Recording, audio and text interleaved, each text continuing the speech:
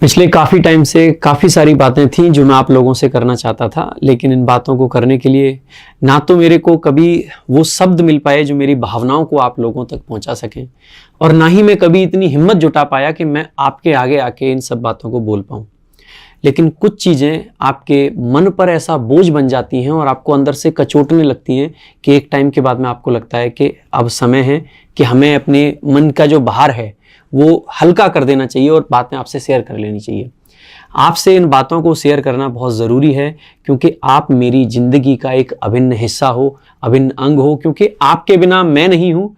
और आपने जो प्यार मेरे को हमेशा से दिखाया है, उस प्यार की वजह से ही आज मैं आप लोगों के सामने आया हूँ। दरअसल मेरी पर्सनैलिटी जिस तरीके की है, जिस तरीके का मैं पर्सन हूँ, एक व्यक्तित्व मेरा जो है, मेरा व्यक्तित्व मेरे को बहुत सारी चीज़ें करने के लिए अलाउ कर पाता है, लेकिन बहुत सारी चीज़ें करने के लिए अलाउ नहीं कर पाता है, जिसके चलते मैंने ज़िंदगी में एक दो ऐसे फैसले लिए हैं कि सामान्यतः जब भी कोई उनको देखेगा तो उसे देख के लगेगा कि यार क्या मूर्ख आदमी है, कैसी बातें कर रहा है। लेकिन अगर आप मेरे इस डिसीजन को सच में समझना चाहते हैं तो एक बार आप मेरे बैकग्राउंड की कहानी समझें तो आपको समझ आएगा कि जो आज डिसीजन मैं ले रहा हूँ आखिरकार ये क्यों ले रहा हूँ। मैं मथुरा के एक छोटे से गांव से बिलोंग करता हूँ। मेरे घर परिवार में लगभग सभी लोग या तो पुलिस की नौकरी में हैं या आर्मी की नौकरी में हैं। मेरे खुद के पापा आर्मी में 24 साल नौकरी की, मेरे खुद के भैया दिल्ली पुलिस में कांस्टेबल के पद पे नौकरी लेके अभी भी हेड कांस्टेबल के पद पे काम कर रहे हैं। मेरे चाचा वाचा के लड़के सब कुछ वही दिल्ली पुलिस, यूपी पुलिस, यही सब काम करते हैं। मैं भी जब दिल्ली आया मैंने तैयारी करी, बहुत सारे एग्ज़ाम्स दिए, सीजीएल का भी एग्ज़ाम मैंने निकाला, सीएचएसएल भी, सीपीओ भी, लेकिन मैंने वहाँ पे चूज़ किया कि जो मेरे को ज्वाइनिंग लेनी है वो सीपीओ के एग्ज़ाम में लेनी है, क्योंकि हमारे यहाँ पे वर्दी की एक अलग तरीके की रिस्पेक्ट है और वर्दी को एक अलग तरीके से वैल्यू दी जाती है। मैंने दिल्ली पुलिस में एज सब इंस्पेक्टर ज्वाइन किया सीपीओ 2017 से, ऑल इंडिया रैंक 29 के साथ में। ट्रेनिंग मैंने की, ट्रेनिंग में मुझे बहुत मज़ा आया, बहुत सारी चीज़ें सीखने को मिली, और ये जो शरीर है आज, ये उस टाइम पे एक बढ़िया शेप में भी जा रहा था। ट्रेनिंग में अच्छा लग रहा था, सब कुछ सारी चीज़ें चल रही थी। फिर कोविड-19 उस टाइम पे आया और कोविड-19 में ड्यूटी भी की। लगभग 2.5 साल तक मैंने लगातार दिल्ली पुलिस में मैं कार्यरत रहा। कोविड-19 के दौरान भी हमने अलग अलग स्थानों पे ड्यूटी की। लेकिन जब मैं थाने में आया तो मेरे को बार बार कुछ चीज़ें ऐसी थी जो चुभती थी। मेरे को लगता था कि ये जो काम है शायद मेरे व्यक्तित्व के लिए सूटेबल नहीं है, या मैं यूँ कहूँ कि जो मेरा व्यक्तित्व है वो उस काम के लिए सूटेबल नहीं है।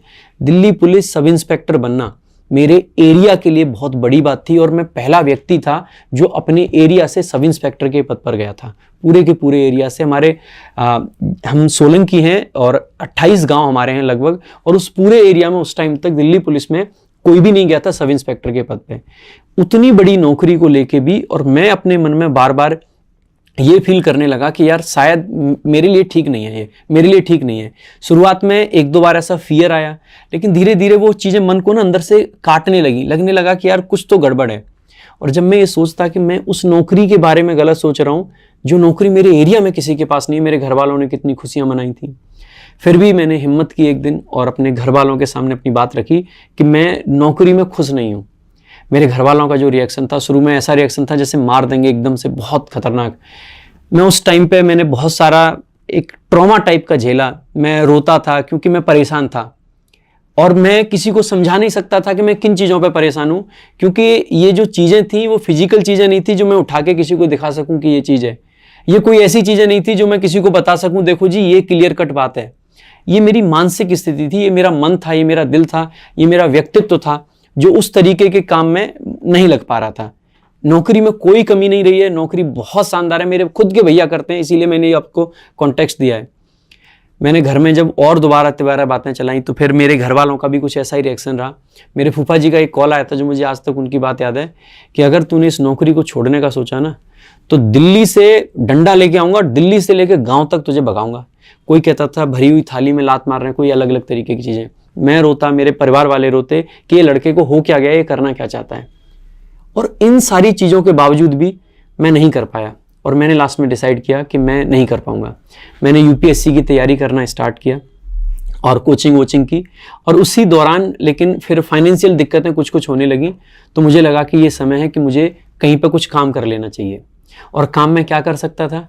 ऑब्वियस सी बात है, मैंने ट्रेनिंग से पहले 1 साल पढ़ाया था, एक खूबसूरत सा एहसास था मेरा वो, तो मैंने सोचा क्यों ना मैं पढ़ाना स्टार्ट कर देता हूँ। और उस टाइम पे मैंने गुरुकुल में आके 1-2 क्लासेस ली।